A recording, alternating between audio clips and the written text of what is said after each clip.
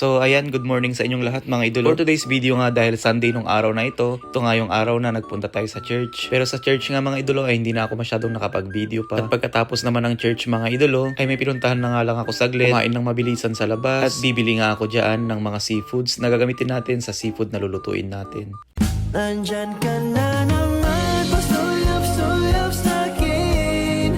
Lagi-lagi na lang paligaw-ligaw tingin. At dito nga tayo sa Winners pumunta mga idolo para bumili nga ng mga pang summer na damit. At magtitingin na nga lang din tayo ng mga ibang kailangan pa nating bilhin. Kaya tara mga idolo, samahan nyo na muna ako dito. Bali mabilisan lang naman tayo dito mga idolo. Kaya nung mga nakapili na ako dyan mga idolo ay nagsukat-sukat na nga lang din tayo dito. Kumuha na nga lang din tayo ng short videos at mga pictures nga mga idolo para malaman nyo nga din kung saan nga tayo madalas bumili ng damit. Yung mga branded pero mura at nakasale nga mga idolo. Mabilisan nga lang tayo dito mga idolo, kaya nung nakapili na nga tayo at nakapagsukat-sukat na ay nagbayad na nga lang din ako agad. Dahil nung mga oras na ito ay tanghali na at gutom na nga lang din tayo. Kaya bali yung lulutuin nating seafood mga idolo ay mamayang dinner nga namin. Kaya after nga dito sa Winners mga idolo ay dumiretso naman ako dito sa Gallery de la Cap, ang malaking mall na malapit sa amin. Sir. At dahil summer na nga lang din mga idolo ay dumaan na rin ako sa paborito kong bilihan nga na Mango Slush. Ito nga yung paborito ko mga idolo. At pagkatapos niyan mga idolo ay pumunta naman ako dito sa food court para bumili nga nitong fried rice na may kasama ng beef. Kain tayo mga idolo.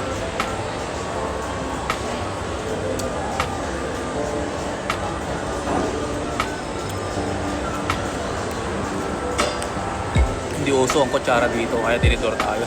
At dahil nga Sunday ngayon mga idolo, in-enjoy ko na lang talaga yung araw na ito, araw ng day off ko. Kaya kahit na malaki yung responsibility natin bilang OFW na breadwinner, lagi ko nga sinasabi na wag nating kalimutan alagaan ang ating mga sarili. Mag-enjoy, gumala at kumain sa labas na talaga namang deserve na deserve natin. At pagkatapos ng lahat ng pinuntahan natin mga idolo, ay kinumpleto ko naman ang mga seafoods na kakailanganin namin sa seafood boil, seafood bucket, na lulutuin ko nga ngayong gabi. Kaya nung mga oras na ito ay pauwi na rin ako mga idolo. At mga ilang minuto nga lang na pagdadrive mga idolo, pagkagaling sa mga groceries na mga binilhan natin ay andito na nga ako sa aming apartment. At pagka-uwi nga ay nagpahinga lang din ako ng konti at nagluluto na nga tayo.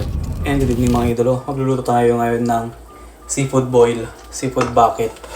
Ito na yung ano natin lobster natin Gumagawa naman ako ng sauce.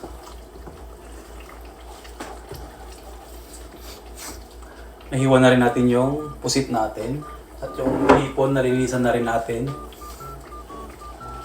Yung mga muscle natin na hugasan na rin at nalinisan na rin. Pamimixin na lang natin ito mga idolo.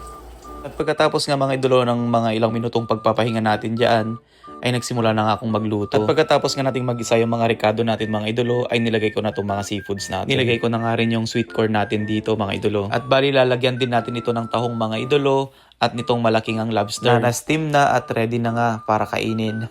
At sobrang natutuwa nga ako dito sa lobster mga idolo dahil napakalaki nga. At nag-i-enjoy na nga rin ako sa pagluluto dito mga idolo dahil paborito ko nga itong seafoods. At sa tingin ko nga mga idolo, ilang minuto na nga lang ay maluluto na tong seafoods natin. At nung mga oras na ito mga idolo, ay excited na nga akong kumain.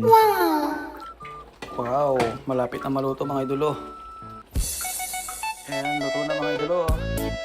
Kain na tayo. Wow! Dami. Punong-puno.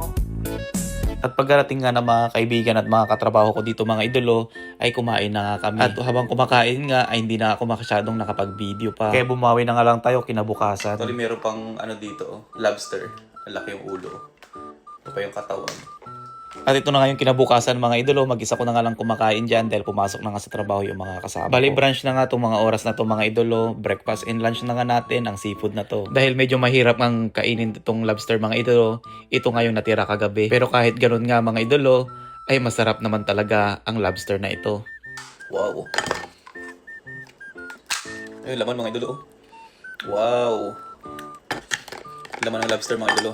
Sausaw natin. Harap.